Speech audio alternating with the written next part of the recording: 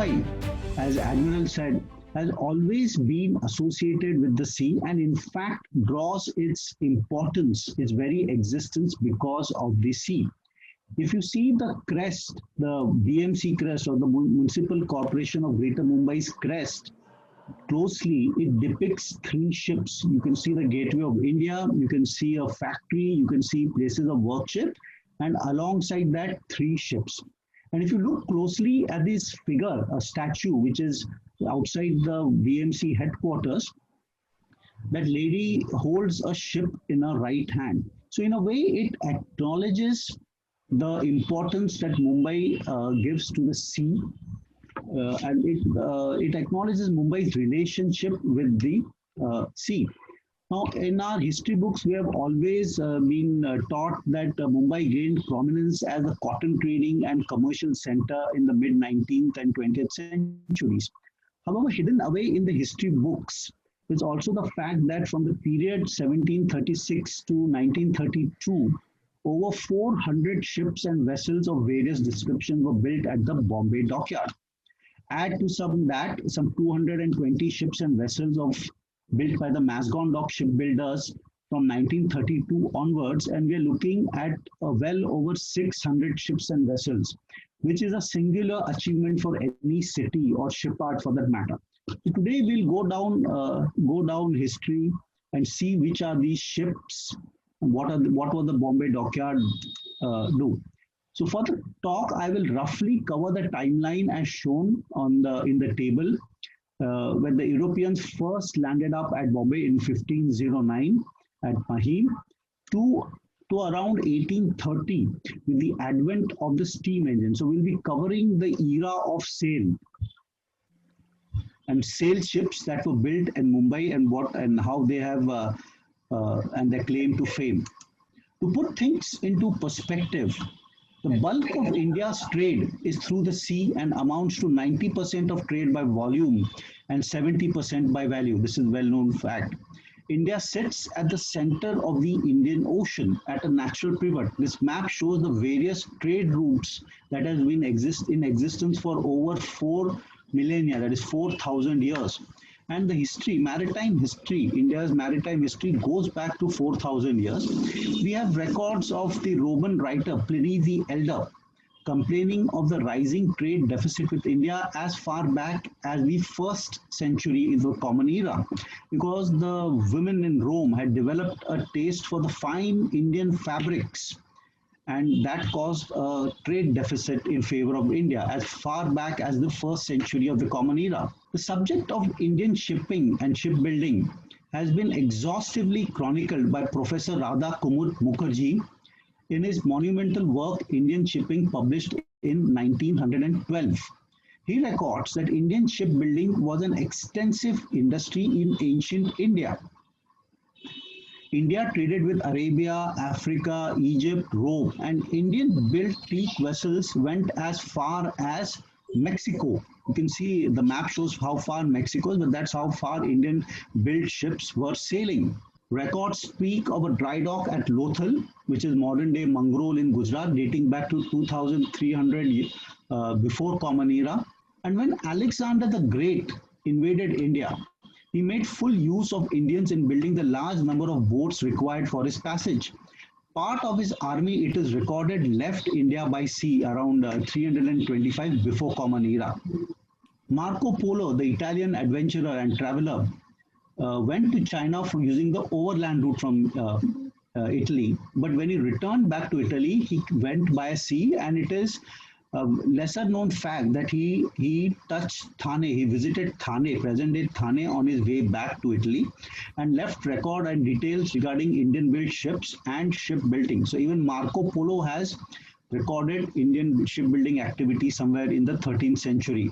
Coming closer to home, we have the hero stones of Exar. Now, Exar is a locality in the Mumbai suburb of Borivali on the western line, which has some hero stones were found there. This depicts a naval battle which took place around the seas of Mumbai roughly around the 12th or 13th century in the Silahara dynasty when they were ruling. So we have a record of a naval battle happening around Mumbai as far back as the 12th and 13th century in the Common Era. And finally, in his book Era of Darkness, Dr. Shashi Tharoor has quoted the historian and roughly when Emperor Aurangzeb would have been ruling, India's share of the world trade was 27%. This presupposes the fact that India had a large maritime fleet to conduct its trading activities. So shipbuilding was a well-established industry on the west coast of India when the Europeans first arrived in India around the 15th century.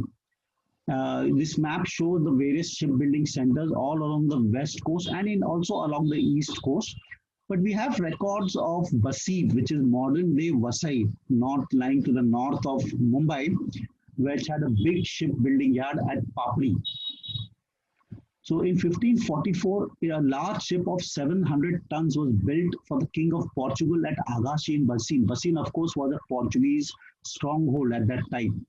The Mughal emperors of Delhi had all their vessels built at Surat, including the Mughal admirals, the Siddi's navy.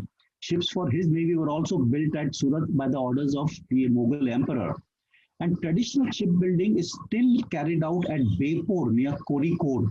So there is a shipyard at Bepur, which is Calicut or Kozhikode, which still carries out traditional shipbuilding for past 300-400 years in the same manner.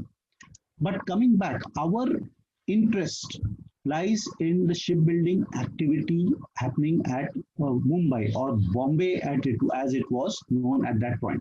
This map shows how Bombay, the seven islands, looked like at 1660.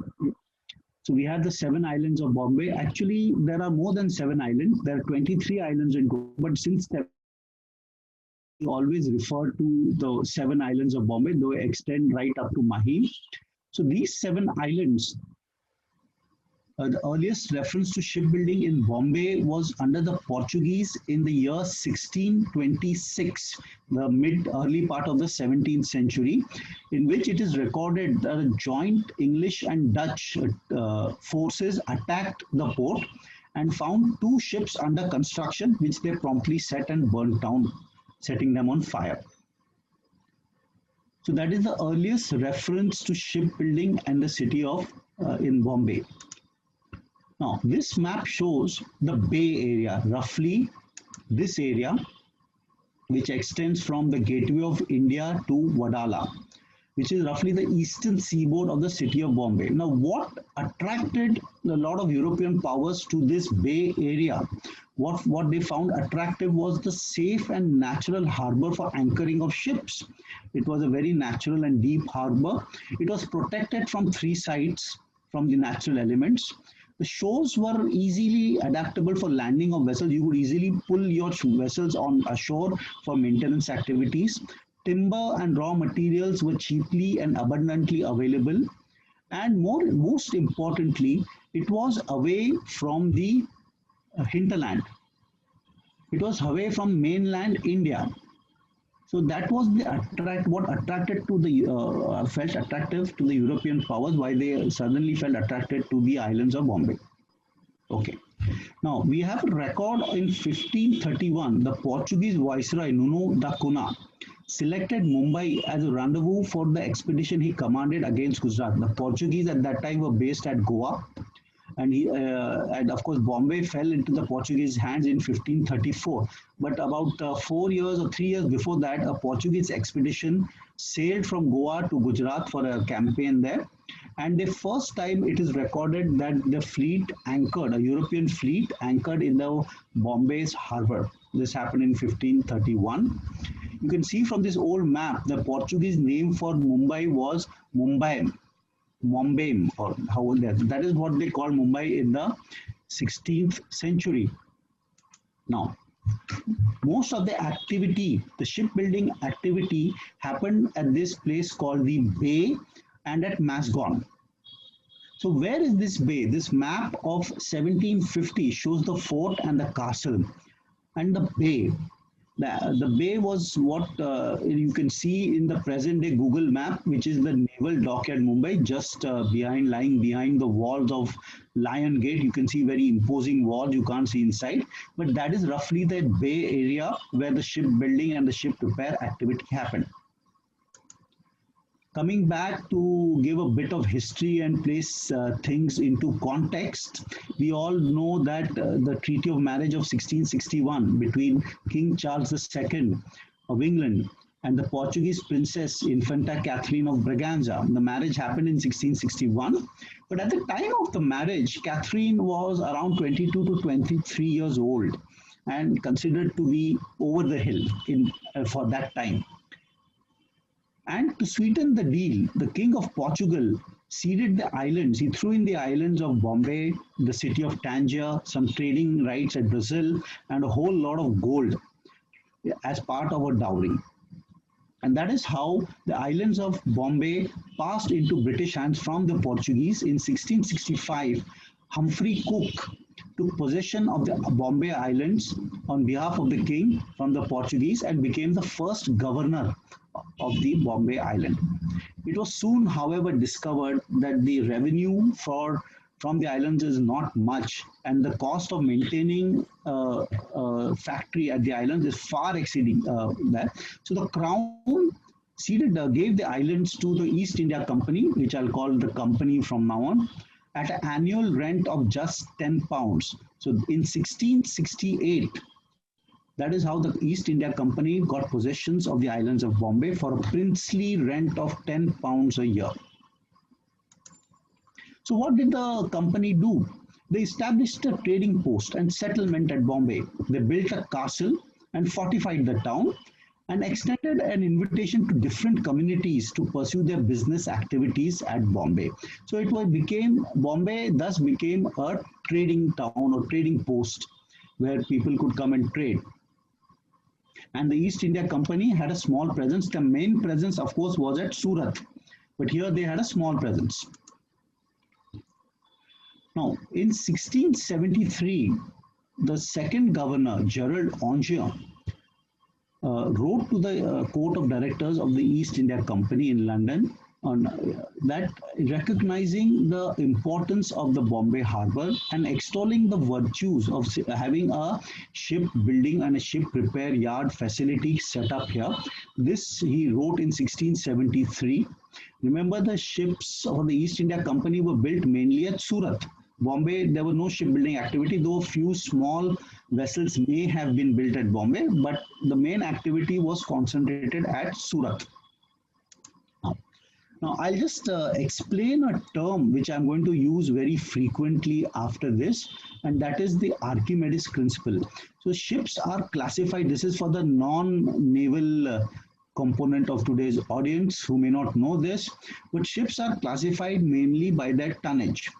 We have all heard of Archimedes principle. So the tonnage is the amount of water that a ship displaces. A ship of 100 tons will displace 100 tons of water due to its shape, and this 100 tons of water will act as a buoyant force on the ship's hull, which will keep it afloat. So therefore, ships even made of iron, they displace a large amount of water, which creates a buoyant force, which keeps the ships floating. So that is how ships were classified. It's still followed. They classified on the tonnage or the amount of water that they displaced.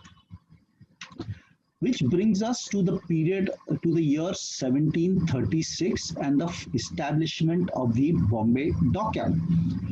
Now, in 1736, the Bombay factors write to the Surat factors, that the factory at Surat, saying that they need the services of a good carpenter for a ship that they intended to build. Thus, in March 1736, Lauji, foreman at the shipyard at Surat, and 12 other carpenters arrive at Bombay on the HCS Cover. The Bombay Council account was debited by 300 rupees for the cost services of these carpenters. Now he reports to the head shipwright, one Mr. Robert Baldry. The head shipwright, Mr. Robert Baldry, who's in charge of the Bombay Dockyard, and Lauji reports to him and starts work on the ship there. Suddenly in 1740, this Robert Baldry dies, leaving a ship called the Restoration incomplete, and Lauji steps up and completes the work on the ship, for which he gets a gratuity of 200 rupees. And Lauji then becomes the head shipwright or the head carpenter of the Bombay Dockyard. You may notice that Parsis at that time did not use surnames. They did not use surnames, but use a combination of their names and their father's names. Thus, we have Lauji Nasarwanji or Lauji, the son of Nasarwanji. Wadia was a surname which they adapted much later. And Wadia means a person engaged in carpentry of shipbuilding, which became their family name, like, Parsis adopt other names like contractor or engineer. Similarly, Wadia also one of the names which they adopted, one the family adopted. So shipbuilding activity was carried out at the Bombay Dockyard, and Lauji's reputation traveled far and wide, and the Bombay Dockyard was slowly flooded with orders. From the period 1736 to 1764, Lauji is referred to as the master carpenter. However, in the year 1764, for the first time, he was referred to as the master builder. Now, it was felt that there was a need of infrastructure to be created for the shipbuilding activity, and therefore in 1749, it was decided to build a dry dock. It is recorded in the Bombay Public Proceedings, volume 17 of 1749, the need for a dry dock. So this was a sort of a record of the city's administration, where they recorded that they now need to build a dry dock. So the upper old Bombay dock was completed by July 1750. The middle old Bombay dock followed in 1762, and the lower old Bombay dock was completed in 1765. You can see in the picture above what the Bombay dock looked like in that era. And these docks presently lie in the naval dockyard, and as you can see from the picture below, they are still in use even for today, even after 270 odd years. They are very much in use. In 1769, it was decided to build a new dock at Mazagaon for the use of ships which were being built and repaired there. So Mazagaon Dock was completed in 1774.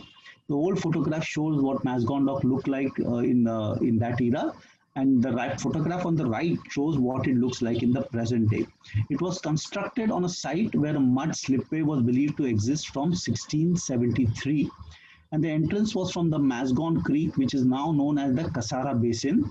And needless to say, this dock also remains in its original form and is still in use today. Now, we have sufficient anecdotal evidence and newspaper reports to indicate that Mazagaon Dock functioned as a supplementary yard of the Bombay Dockyard.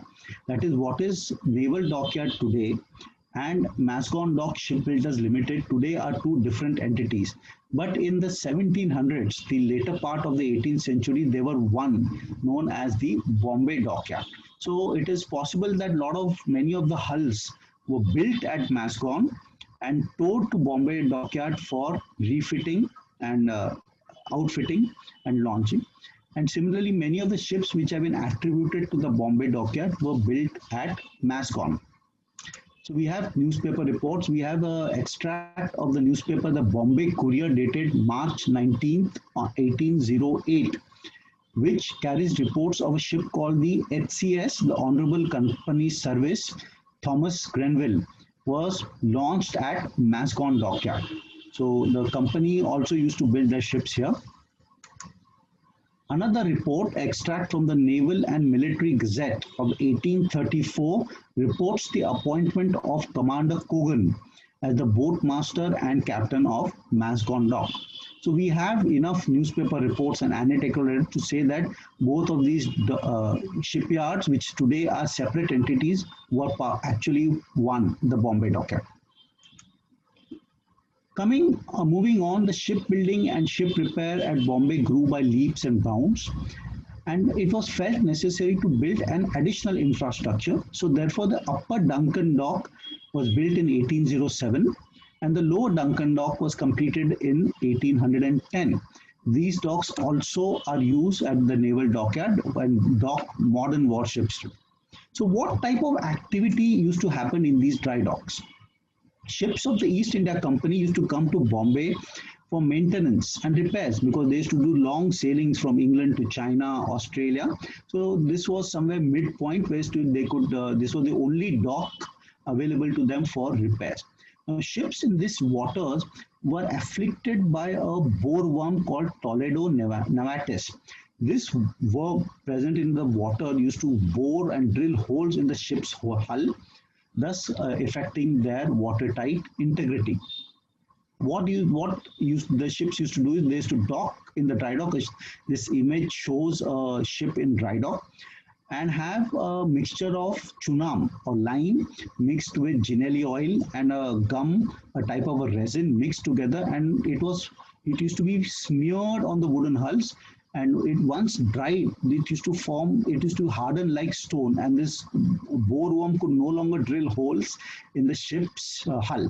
So this process was called chunam, and that is one of the, in today's parlance, it is underwater hull coating and hull protection, but this was in practice even in those days in the 18th century. So we'll now come to the different types of ships that were built at the Bombay Dockyard. And the record starts from 1736. Of course, before 1736, there were other ships built at Bombay, but in records, they start from 1736. And the first recorded ship to be built at Bombay Dockyard was HCS Drake, which was built in 1736. It was a schooner. Now, schooners were light and highly maneuverable ships, as is shown in the picture. This ship displaced 140 tons and carried 14 guns, and it was built for the Bengal Pilot Service. Another ship that was built at the Bombay Dockyard in 1736 was a grab. A grab was a typical Bombay design, which was a modified version of an indigenous design called a gurab. But the HCS Success was a grab of 14 guns and displacing around 140 tons, which was also built. So these were the first two ships that were built at the Bombay Dockyard. We come to some other ships. I will show you different ships that were built at the Bombay Dockyard. So Gurab and Galbat, these were two indigenous design ships. They were traditional local designs of the Maratha vessels, but a few of these were also built at the Bombay Dockyard. And the grab was a modified designs of the Gurab. So Gurab would typically displace about 100 tons and carried 14 pieces of cannon, whereas a Galbat would be a rowing vessel which was rowed by about 50 men, and it would display about around 70 tons. Frigates. Now we have all heard of the term frigates. What is a frigate? A frigate was a multi-purpose ship that was the predecessor of the modern day warship. These ships carried square rigging on 3 masts and were deployed primarily for patrolling and escort duties. Frigates typically carried their armament on about 40 guns or 48 guns on one deck. And the first frigate to be built at Bombay Dockyard was in the year 1793. It was the HCS Bombay, with displacing 639 tons. In total, 31 frigates and battleships were built at the Bombay Dockyard for the company and the Royal Navy. Another type of ship that is shown in the picture, and was two of these ships were built at Bombay Dockyard, is the Clipper. The Clipper was a very fast sailing ship and had multiple masts and lots of sails, as you can see. These ships would carry bulk cargo and were built mainly for trade. So they used to do the China to England run, and the main thing was getting tea as fresh as possible and quickly as possible to England. So the Clippers were mainly cargo ships, very, very fast ships, and two Clippers were built at the Bombay Dockyard for private merchants in the mid-19th century. Another type of ship was the Snow.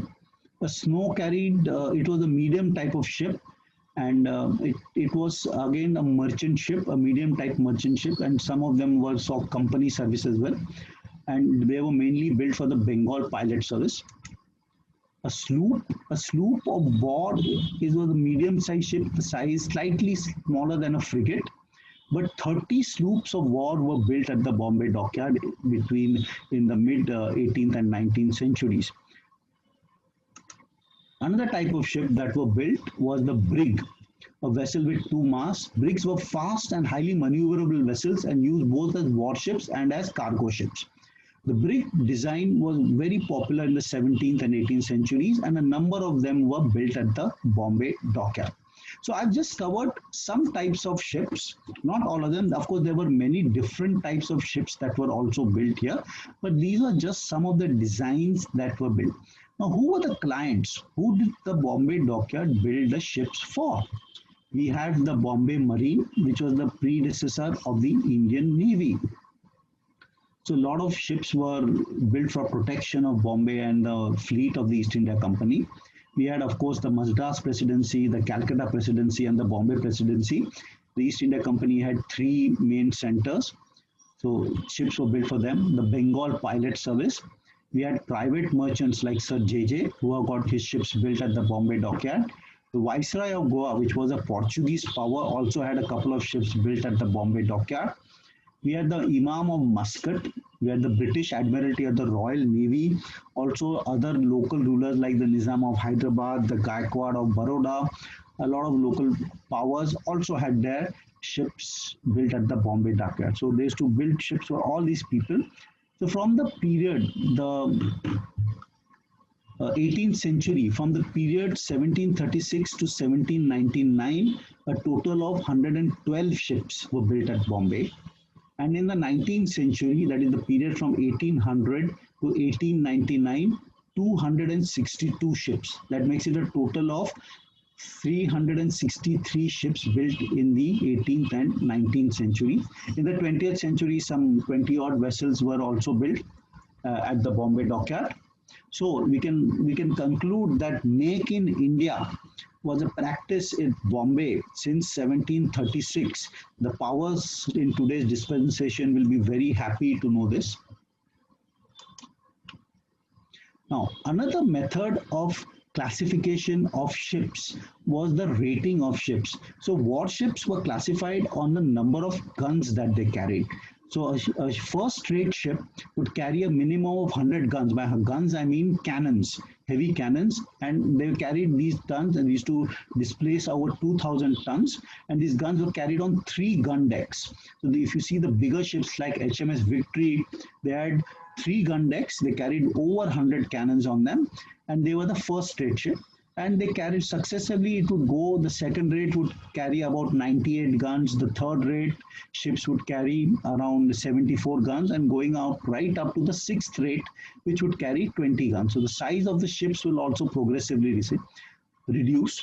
So this was one of the ways of classifying the ships. So third rate was actually middle of the scale, and you need not be offended if somebody would say you're third rate. Sixth rate, yes, you had a reason to be for offense. Let's come to a bit of naval tactics called the line of battle and the ships of the line.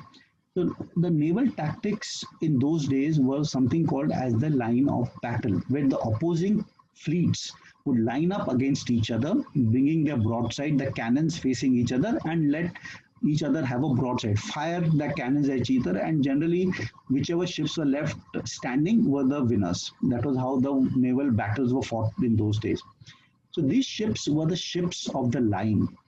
So, and these were the biggest, the baddest, the most powerful ships were the ships of the line. And the tradition was that the ships of the line were only built in Britain, and they were not allowed to be built outside of Britain. And in those days, they were built of English oak. So what happened? In the first phase of shipbuilding at Bombay, the emphasis had been on repairs and construction of coastal boats for protection. This gradually changed. In 1771, there was a huge shortage of oak timber in England. Why? Because it takes approximately 3,000 trees to build a medium-sized ship of the third rate. So approximately 4,500 tons of wood were required, and England needed a lot of ships. So a lot of trees were cut down for building of ships in England. This caused a shortage of wood in England, and therefore the British Parliament passed a law in 1772 prohibiting the company from building their ships in England. So perforce the East India Company was forced to look elsewhere to build their ships. And so it started looking elsewhere, and the alternate was Malabar teak and India, where the wood was plentifully available. In 1795, England was at war with Holland, and 20 India-built ships went to England with relief rice. So you heard me right. India used to send relief material to England to help in their war effort. This happened in 1795. And when the India-built ships were seen at the harbors there, it caused a lot of agitation because they saw this as a threat to their shipbuilding industry, the Indian-built ships. So teak was naturally superior to oak because for one or two reasons. One was that oak had a component of lignic acid which used to corrode the metal joiners like nails, bolts, rivets were used for construction. It used to corrode them. Teak did not have the presence of this acid. So teak was naturally superior. It used to splinter less. So when the cannon balls and cannon shots used to hit the ships, it used to splinter less than oak, thus causing less secondary injuries. The life of a teak ship was 50 to 60 years, whereas the life of an oak ship was around 25 years. So it was longevity also. And the cost of building a ship in India was much cheaper, 15 pounds to the ton compared to 18 pounds to the ton in England. So there was a lot going in favor of building ships in India. But the shipbuilders in Britain were concerned about their loss of business, and many trade restrictions and restrictive trade practices were imposed by Britain. The British Parliament ordered that a crew and captain of Indian ships or India-built ships could only be Englishmen. So this restricted the crewing of the ships. The British Indian government chipped in by levying a 15% duty on goods imported into India in India-built ships. So if you import goods on an England-built ship, the duty was only 7.5%, but on Indian-built ship, it was 15%, another restricted trade practice.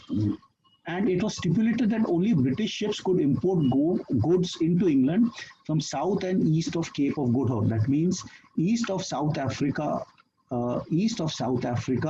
only British-built ships could. So a lot of trade restrictions were imposed to discourage the competition that the Bombay Dockyard and India-built ships used to offer.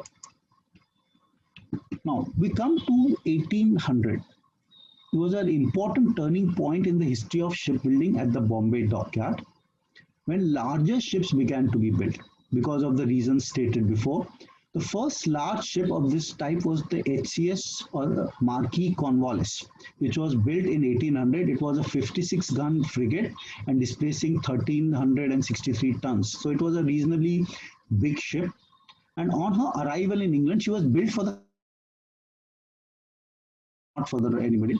And on her arrival in England, she evoked such praise from all naval authorities and attracted attention that the Royal Navy promptly purchased her and renamed her the HMS Akbar.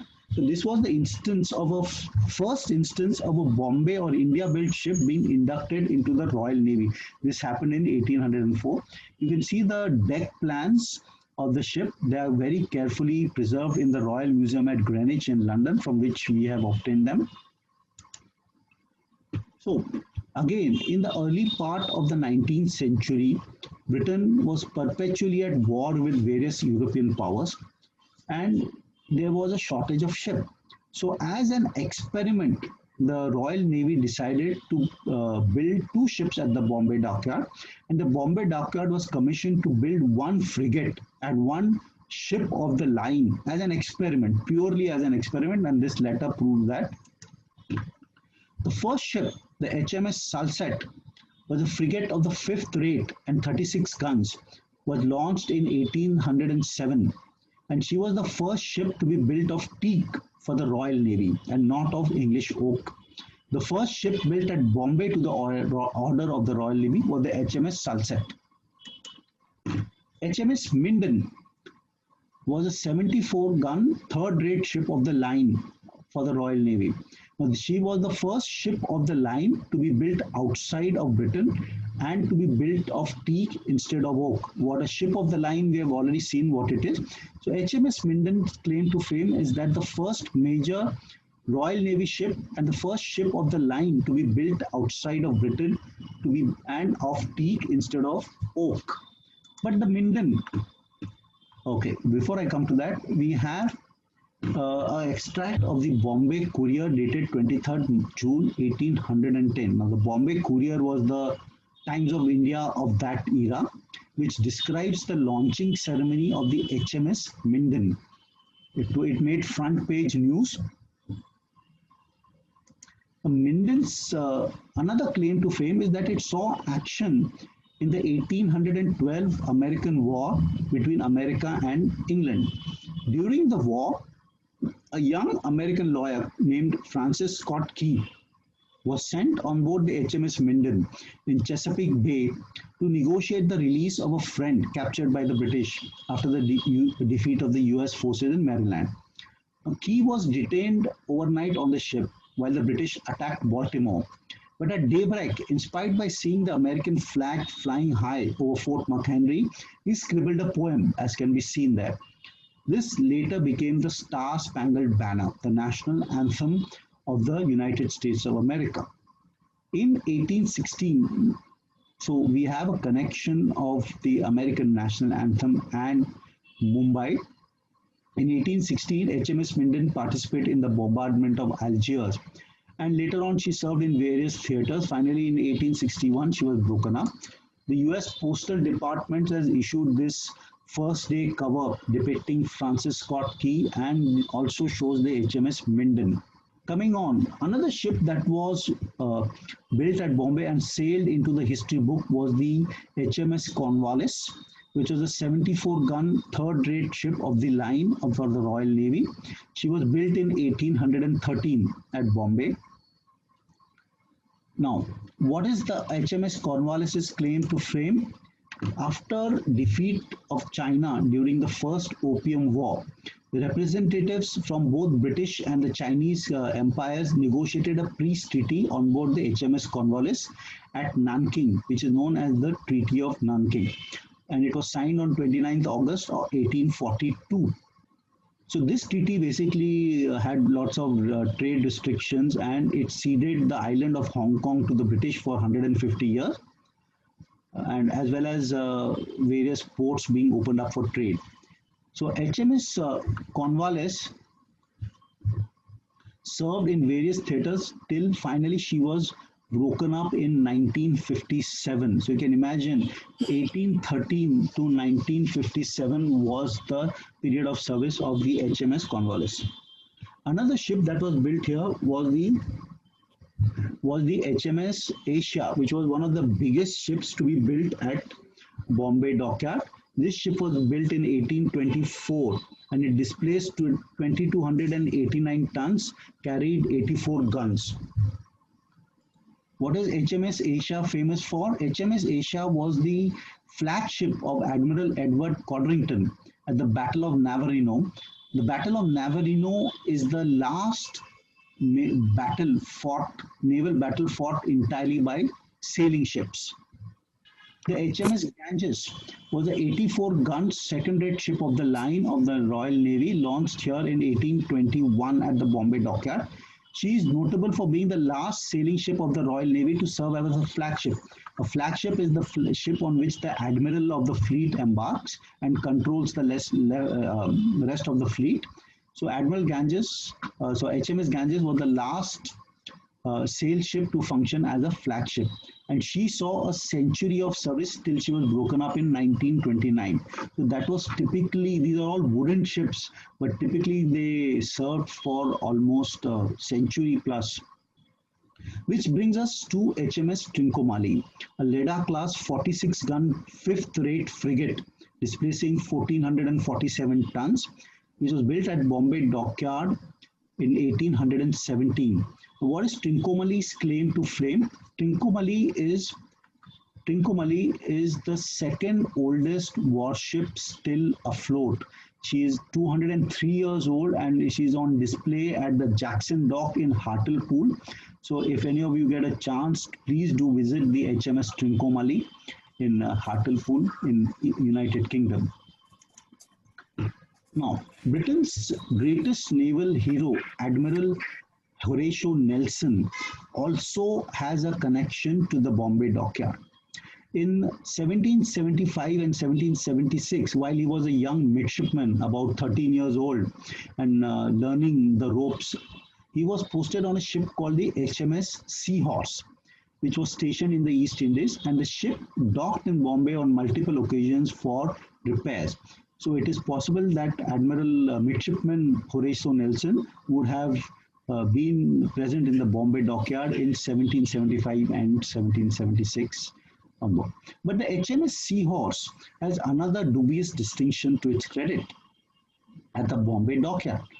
In 1781, while the ship was undergoing some repairs at the Bombay Dockyard, two British officers suspected a workman of stealing some raw material, some nails and some joinery things, and have him publicly flogged on the deck of the HMS Seahorse.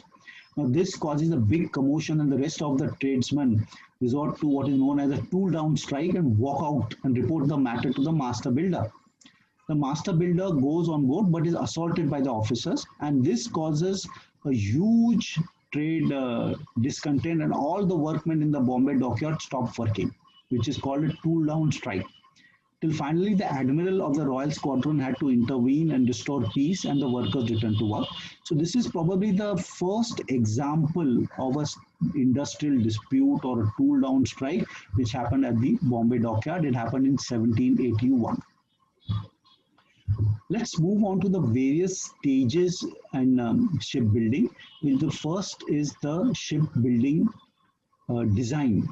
The designs are made by naval architects on paper, involves a lot of complex calculations.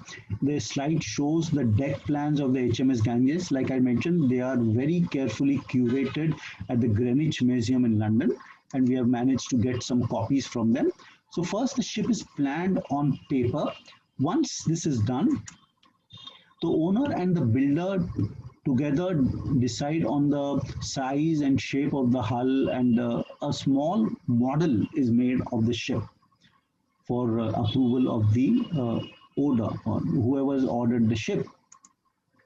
The next stage is the keel laying. The ship keel is the backbone of the ship and provides the most important longitudinal strength of the ship.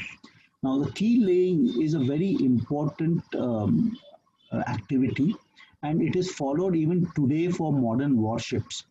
Modern warships follow this ceremony, though it is most ceremonial in nature now. But keel is laid, the backbone is laid, and then you start fitting the ribs or the frames. So it's sort of a skeleton of the ship is formed on land, the keel and the frames of the ribs. The next step is planking. The gaps between the ribs or the frames are fitted with planks and caulk, and the entire structure is made watertight. So this is the next step. What happens after this? The rigging, the masts go in place, and a lot of rigging, the ropes which control the mast. The ropes are known as lines on a ship. All the ropes are known as lines, so they go in place, and then the various other various other implements which control the sails also go in place. Now, lots of ropes are required, and if you see this old map of Bombay, what is today Dubash Marg, the road where the Kala Ghoda festival takes place between the Bombay Natural History Society and the St. Andrew's Church, was earlier known as Rope Walk Row. You can see it in the image, the map, which was inside the fort walls. So this is where the rope manufacturing activity used to happen. You can see the two docks, Bombay and Duncan docks, and the Red Basin. So this is a map of 1827 showing rope. This is where the rope manufacture has to happen, and it was very near to the dockyard. The ropes could quickly be transported on board ships. The next stage in shipbuilding is called launching of the ship, where the ship, after being constructed on land, is enters the water for the first time. It is launched stern first, or the back end first enters the water, and even this process is followed even today, where the ship is launched. It's a very important milestone in the building of a ship.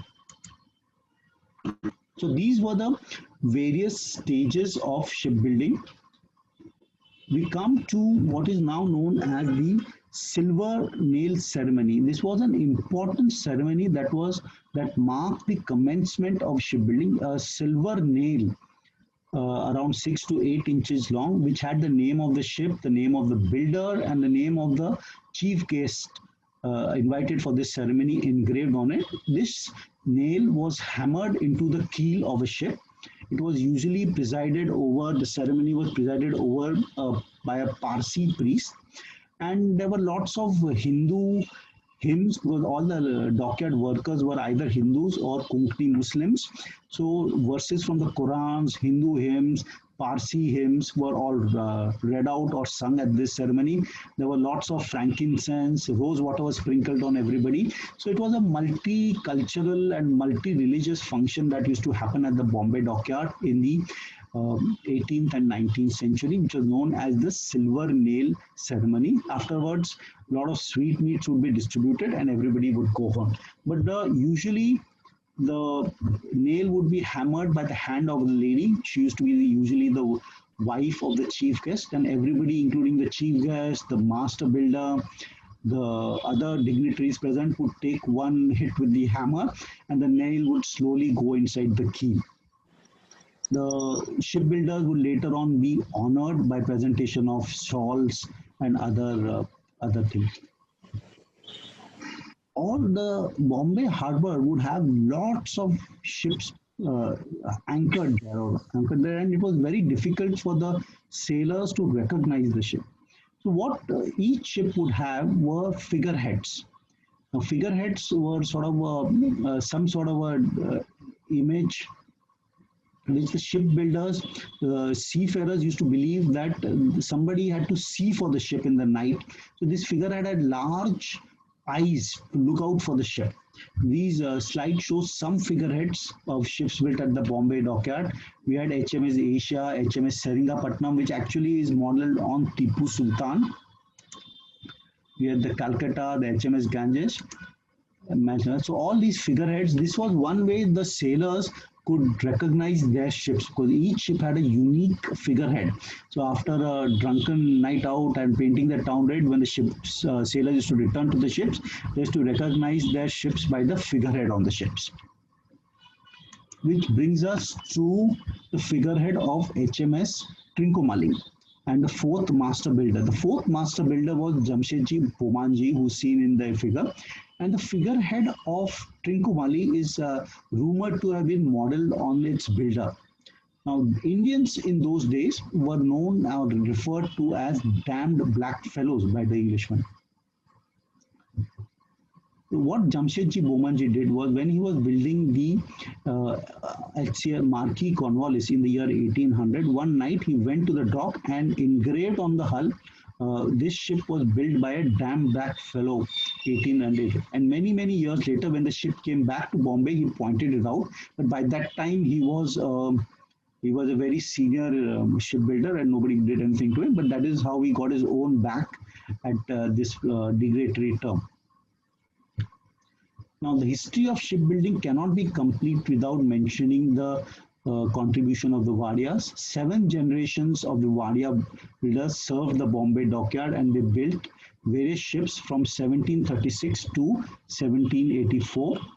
This shows some of the Wadia scions and the various positions that they occupied. And the shipbuilding made the Wadia family immensely wealthy. And in the fashion of European aristocratic families, the Wadias had their own family crest. You can see it there. It depicts 7 stars, which probably stand for the 7 islands of Bombay and a ship. And they had a palatial mansion known as the Lauji Castle, which was their home, which was located at Parel. They also contributed towards building of the Wadia Atash Behram at Marine Lines. Now, Atash Behram is the fire temple which houses the highest grade of fire. So there are only 4 Atash Behrams in Mumbai and only 9 in the world. But one of them is the Wadia Atash Behram, which is located at Marine Lines opposite the Parsi Dairy Farm. And this Atash Behram has a lot of these artifacts belonging to the Wadias. We have a silver scale which was presented to Lauji Nasarwanji in 1774, which is kept there. Another silver scale which was presented to Bomanji Jalauji, his son, was also kept there, and he was also awarded an Inam grant of land at Parel for his services to the East India Company. We have this brass yardstick which was presented to Nauroji Jamshedji, and Nauroji Jamshedji was awarded Inam grant of land. The villages of Juhu and Ville Parle were presented to him for his services. So you can imagine. And finally, when the saga ends, the 7th master builder, Jamshedji Dunji Boy, retired in 1885, and he too was awarded an Inam grant of 300 acres of land in Mumbai. So the Wadias in total were awarded pieces of land as an Inam grant on 3 different occasions. Now, coming to the era of sail, sail finally eased out with the invention of the steam engine. The first steamship to be built at Bombay was the HCS Hugh Lindsay, which was built in 1829. But what happened was, once the steamship started being built and did the initial run from Bombay to Suez, this voyage was completed in 21 days. And steam totally revolutionized the sail journey between England and India, how we'll see. So early steamships that were a combination of sail and ship, they employed paddles for propulsion, and not, so there was a combination of sails and paddles. They didn't have propellers. But the commercial viability of steam came only when the engines were greatly improved and ships made of iron and steel. This happened over a period of time. So the Cape route, before 1830, the primary route from England to India involved a 4.5 to 6 month voyage around the Cape of Good Hope, around Africa. Now this was dependent upon a lot of conditions, and it was extremely taxing to take this route. And only East India Company ships would take passengers for this route. But what happened in around 1835 was the pioneering of the overland route, which took a much shorter route through the Gulf of Aden, and overland involved a 84-mile journey over from Cairo to Alexandria through the river Nile. And this greatly reduced the time taken from traveling from England to India. And also one of the companies that was set up was the P&O, the Peninsular and Oriental Company, which won a contract to take for operating this overland route. If you see their crest, it shows an elephant, a dragon, a kangaroo, and a lion, depicting India, China, Australia, and England. So this was the company which had a monopoly of this route.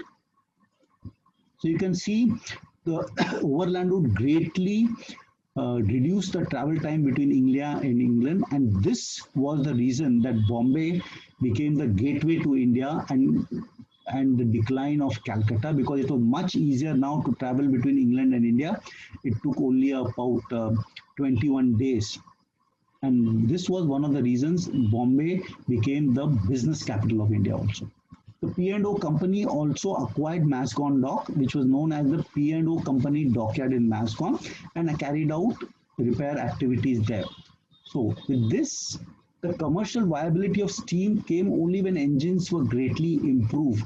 And this resulted in the slowly phasing out of the steamship, and one chapter in the colonial history finally ended in 1884 when the sail ships construction ended.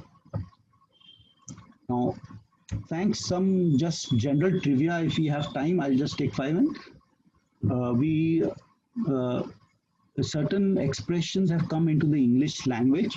If you can guess, because of the association with sail ships, lots of Lots of ships had lots and lots of ropes. And with this, the expression that has come into the English language is learning the ropes. Learning the ropes is when you join a new place, you have to learn the ropes. So this is one expression which has come into the English language. So I think we're running short of time, so I'll quickly move towards the end of the lecture. Some other expressions, like you might know that this expression, the cat is out of the bag. So what is this cat? This cat is actually a cat of nine tails, which was a whip where the naughty sailors were punished, and it was kept in a bag. So whenever the cat is out of the bag, the sailors knew that somebody is going to get punished. So these are some of the expressions which have come: chock a block, square meal. The sailors used to have a meal on square plates. So therefore the term square meal has come to the English language. By and large, under all sailing conditions, to be pooped. Pooped is this part of the ship was known as the poop deck, and those used to do duty on the poop deck were subject to a lot of waves lashing, and they used to get tired at the end of their duty hours. So they used to be pooped, meaning they used to get tired. So to be pooped is to be tired. And finally, we come to the term of ringing of when 8 bells toll. So even to this day, ships carry a ship's bell, which was used to mark time. So your duty hours were usually 4 hours, and every half hours were marked by ringing of a bell. So at the first half hour, 1 bell; after another half hour, 2 bells; finally at the end of 4 hours, 8 bells used to be rung, which meant that your watch was over. So when 8 bells toll is the end of your watch. It is euphemistically also used in obituaries of sailors and marine men, when 8 bells toll, meaning that somebody has passed away. So at the end of every 4-hour watch, the 8 bells used to be rung, except on 31st December midnight, when 8 bells were rung for the outgoing year and 8 bells for the incoming year. So at 12 o'clock on 31st December every year, 16 bells were rung, giving rise to the term ring out the old, ring in the new year. This is another nautical term which has come into the English language. Now, with this, 8 bells have struck for my talk, and I will end the talk here. I hope it was illuminating, and we'll take questions. But quickly, all this what I've covered in this talk is captured in the museum Dharohar, which is located at Mazagaon Dock Shipbuilders. I'll just show you a few images of Dharohar. This captures the history of shipbuilding in Mumbai from 1735 and even right up to the present day.